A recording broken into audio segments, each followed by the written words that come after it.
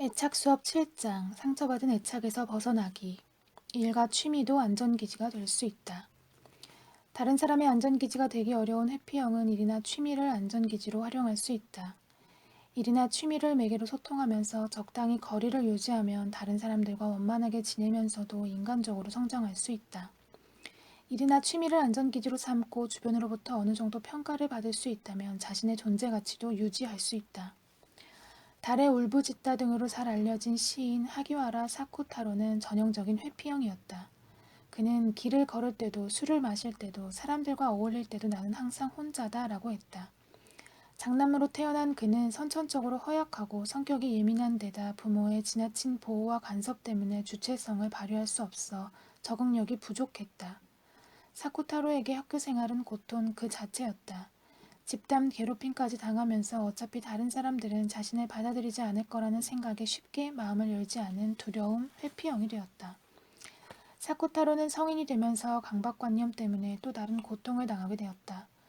호감을 느끼는 사람에게 말을 걸고 싶어도 자신도 모르게 욕설이 튀어나왔고 말실수가 두려워 친구들과 어울릴 수 없었다. 자신이 나쁜 행동을 할지도 모른다는 강박관념은 엄격한 교육을 받은 성실한 사람에게 많이 나타난다. 실제로 나쁜 짓을 할 가능성은 거의 없지만 그래서는 안 된다고 생각하면 할수록 더욱 나쁜 짓을 저지를까봐 불안감에 휩싸였다. 사쿠타로는 32살에 결혼해 두 딸을 낳았지만 결혼 생활은 답답하기만 했다. 그는 결혼 10년 만에 파혼했고 두 딸은 아내가 데리고 갔다. 이듬해에는 사쿠타로의 아버지가 세상을 떠나 더 힘든 상황에 놓였다.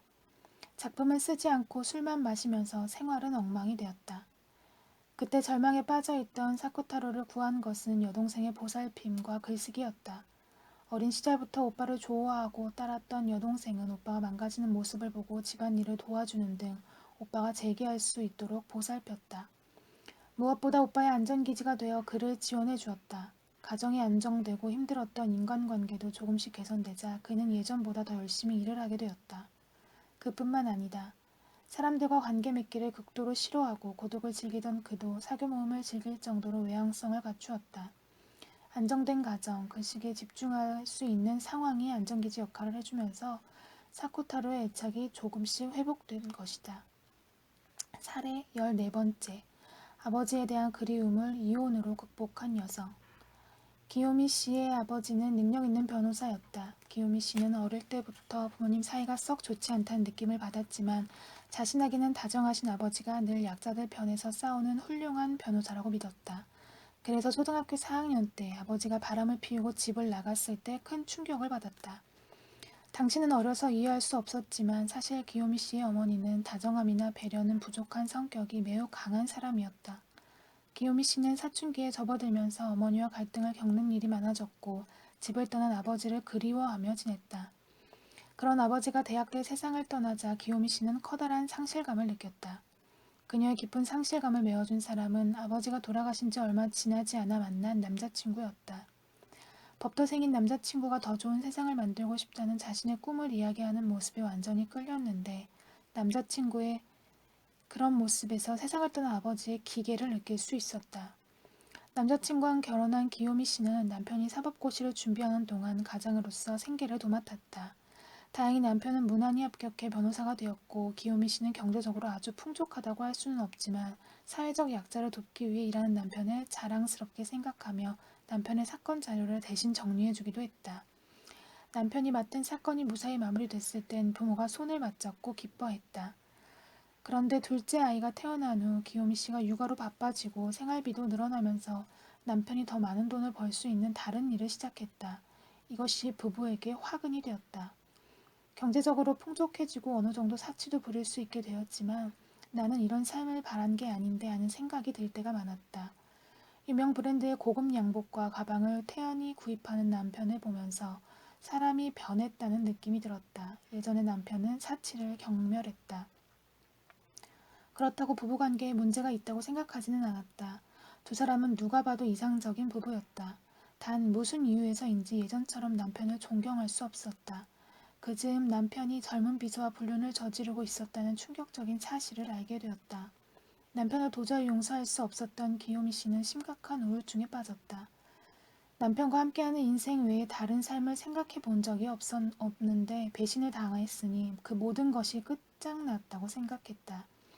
그냥 죽어버릴까 하는 생각도 했지만 아이들을 생각하면 도저히 그럴 수 없었다. 자신이 죽으면 남편이 기뻐하며 애인과 재혼할 거라 생각하니 오기가 생겨서라도 죽을 수는 없었다. 하지만 차갑게 식은 부부관계는 전혀 나아질 기미를 보이지 않았다. 이혼하지 않고 계속 부부로 사는 이유는 단지 남편을 용서할 수 없기 때문인지도 몰랐다. 그녀는 어머니의 인생을 답습한다는 사실을 인정하고 싶지 않았다. 하지만 계속 증오해도 가슴만 아플 뿐 이대로 가면 자신이 정말 쓸모없는 인간으로 전락해 버릴지도 모른다는 생각이 들자 마침내 이혼을 결심했다. 그녀는 이혼 후에도 한동안은 마음의 상처 때문에 의욕을 되찾을 수 없었다. 주변에서 항상 부러워하는 부부로 살았던 만큼 기요미 씨는 남편의 외도와 그로 인한 여러 갈등을 누구에게도 털어놓지 못하고 가슴속에만 담아두었다. 그녀가 받은 깊은 상처와 충격을 온전히 이해하려면 기요미 씨의 인생을 어린 시절부터 되돌아보고 사건을 하나하나 확인할 필요가 있었다. 기요미 씨는 나와 상담을 진행하면서 지금까지 누구와도 나눈 적 없는 숨은 이야기들을 눈물을 흘리면서 모두 털어놓았고 이 과정에서 점차 안정을 되찾을 수 있었다. 하지만 나나 의료진이 임시 안전기지가 되어준다 해도 상태를 온전히 회복하려면 본인 스스로 진정한 안전기지를 확보해야 했다. 어느 날 기요미 씨가 봉사활동을 한번 해보고 싶은데요 라고 먼저 이야기했다. 나는 부담 갖지 말고 가벼운 마음으로 한번 해보라고 격려해 주었고 기쁜 표정으로 돌아간 그녀는 다음 날부터 봉사활동을 시작했다. 본인의 주특기인 영어를 가르치면서 기요미 씨는 자신도 다른 사람에게 도움을 줄 수 있다는 사실에 매우 기뻐했고 나에게 상담을 받으러 올 때마다 봉사활동을 한 이야기를 밝은 목소리로 들려주었다.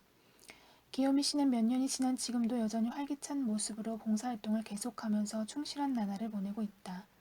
봉사활동 덕분에 인간관계의 폭도 넓어졌고 변호사 아내로 내조만 하면서 조용히 살던 때보다 훨씬 생기 넘치는 시간을 보내고 있다. 본인 스스로도 이혼을 결심한 건 정말 탁월한 선택이라고 했다. 제가 자신에게 점점 실망한다는 걸 남편이 눈치채고 자신을 진심으로 아껴주는 사람을 찾은 건지도 모르겠어요. 남편이 먼저 나를 배신했기 때문에 계속 실망만 하면서 부부로 살아야 하는 삶을 끝낼 수 있었으니까 결과적으로 잘된 일이라고 생각해요. 이혼한 덕분에 저만의 인생을 되찾았으니까요. 기요미 씨의 새로운 안전기지는 타인이 아니라 어린 시절부터 꿈꿔온 바르게 살고자 애쓰는 사람을 지지한다는 삶의 방향이었다. 그녀는 결과적으로 이러한 목적을 가지고 살아가는 사람들을 도와주고 그들의 안전기지가 되어줌으로써 자신 또한 안전기지를 얻는 계기를 만들었다. 이러한 배경에는 어린 시절 존경하는 아버지를 잃을 수밖에 없었던 마음의 고통을 보상받고자 하는 심리도 관련되어 있었다. 약자들을 위해 일하는 훌륭한 사람이라고 생각했던 사랑하는 아버지가 불륜을 저질러 어머니를 고통스럽게 했을 때 어린 기요미 씨는 큰 충격을 받았다. 그녀는 잃어버린 아버지의 사랑을 남편에게 대신 받고 싶었지만 그 기대도 배신당했다. 결국 기요미 씨는 본인이 원하는 삶을 누군가에게 기대어 충족하는 게 아니라 본인과 같은 삶을 추구하는 사람들에게 베풀면서 충족시킬 수 있었다. 안전기지는 가까운 곳에 있다. 어린 시절 충족하지 못한 커다란 결함을 안고 있을 경우 어린 시절 할 수 없었던 응석을 마음껏 부려보고 그때 하고 싶었던 일들을 직접 해봄으로써 본래 자기 모습을 되찾고 애착 문제를 개선할 수 있다. 실제로 애착장애가 있는 사람들 중에는 치료 단계에서 일시적으로 어린아이 시절로 돌아가 아이처럼 응석을 부리거나 아이들이 하는 놀이나 공상에 빠지는 사례도 있다. 나의 환자 중에 어린 시절 매일 밤늦게까지 할머니와 지내야 했던 여성이 있었다. 간호사인 어머니가 주야간 근무를 하느라 딸을 제대로 돌볼 수 없었기 때문이다. 딸의 성장 과정에서 문제가 생겼다는 사실을 알고 상담을 받은 어머니는 자신이 딸을 너무 오래 방치했다는 사실을 깨닫고 성인이 된 딸과 함께 잠을 자거나 수다를 떠는 식으로 딸의 상처를 어루만져 주었다. 이런 시간이 6개월 정도 지속되자 딸은 안정을 되찾았고 자해도 중단했다. 물론 더 이상 어린아이처럼 행동하지도 않았다. 늘 품행이 반듯했던 사람이 어느 날 갑자기 비도덕적인 행동을 하거나 뭔가에 심취한다면 어린 시절 충족시키지 못한 욕구를 충족시키고 상처받은 애착을 조금이라도 치유하기 위해서인 경우가 많다. 술이나 약물, 쇼핑이나 섹스에 중독된다면 흥분이나 도취감을 통해 자신의 상실감을 잊고 싶어 하기 때문이다. 배불리 젖을 먹고 편안하게 잠드는 갓난아이의 충족감을 느끼고 싶은 것이다. 부족한 부분이 클수록 회복되기는 쉽지 않다. 하지만 안전기지에 대한 욕구는 너무나 절실하기 때문에 무엇을 희생해서라도 충족시키길 바랄 수밖에 없다. 그래서 가정이 파탄나거나 그동안 살면서 이룬 성과들을 포기하는 한이 있어도 그 갈망을 쉽게 외면할 수 없다. 이런 욕구는 해결하지 못한 애착장애 때문에 생겼을 수도 있지만 한편으로는 안전기지에 대한 갈망을 충족시키려는 열망에서 발현된 것일 수도 있다. 문제는 이런 노력으로도 진정한 안전기지를 얻지 못할 경우 커다란 고통과 손실만 남긴 채 비참한 실패로 끝나버린다는 점이다. 위험한 도박을 하지 않고 아무 상처도 받지 않으면서 든든한 안전기지를 확보하는 것이 최선이다. 결국 안전기지는 손이 닿지 않는 먼 곳이 아닌 자신의 주변이나 자기 안에서 찾아야 한다. 사랑하는 사람에게 안전기지가 되어주려고 노력하다 보면 본인 역시 안전기지를 얻을 수 있다. 그 대상은 조금만 신경 쓰면 주변에서 충분히 발견할 수 있다. 글을 마치며 의학은 사람을 구할 수 없다. 의학이 발전할수록 막대한 의료비가 쓰이고 있는데도 사람들의 행복 지수는 하루가 다르게 낮아지고 있다. 마음의 질병을 앓는 사람들 또한 계속 늘어나고 있다. 그런데 사람들을 고통스럽게 만드는 대부분의 문제에 의학은 효과적인 치료 방법을 제시하지 못하고 있다. 과거에는 크게 고민할 필요가 없었던 문제로 많은 사람들이 고통을 겪는다. 행복한 삶이란 현실성 없는 꿈 같은 이야기로 회자되고 있다. 살면서 아무 기쁨과 가치도 느끼지 못할 뿐 아니라 자신의 존재 자체를 허무하게 느끼는 사람들도 많다. 대인관계에서도 다른 사람들과 어울리기를 귀찮아하거나 관계에서 기쁨보다 고통을 느끼는 사람이 늘고 있다. 누군가를 진심으로 사랑하거나 사랑을 받아들이기가 힘들어 자녀나 배우자에게 애정을 느끼지 못하는 사람도 적지 않다. 이런 문제의 원인에 애착장애가 있다는 사실이 밝혀졌지만 이런 현상이 일부 특정한 사람들에게만 발생하는 문제가 아니라는 게 심각한 일이다. 정도의 차이가 있을 뿐 대부분의 사람들에게서는 이런 징조를 찾아볼 수 있다. 이 사실을 생각할 때 애착은 대인관계뿐 아니라 인간의 생존이나 몸과 마음의 건강을 지탱하는 뿌리와 같은 구조라는 점을 잊어서는 안 된다. 애착이 불안정해져 제 기능을 할 수 없게 된다는 것은 몸과 마음의 건강을 지키는 구조가 망가지기 쉽다는 뜻이다. 의학이 아무리 질병을 진단하고 치료를 해도 생명의 토대인 애착이 제 기능을 하지 못하면 치료 효과를 운운하기 전에 치료 자체가 무의미해진다. 애착이야말로 삶의 원동력이며 애착을 잃는 것은 삶의 의미를 잃는 것과 마찬가지이기 때문이다. 많은 사람들이 삶의 의미나 기쁨을 잃어간다는 현실은 생명체로서의 인간이 수십만 년, 수백만 년 걸쳐 유지해온 애착 구조가 무너질 위기에 처했음을 의미한다.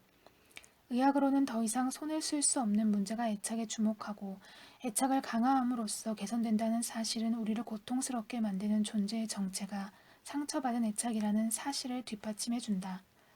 동시에 우리가 직면해 있는 문제에 어떻게 대처해야 좋을지 명확히 제시한다.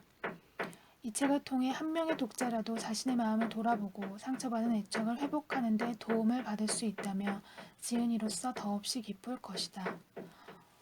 오카다 다카시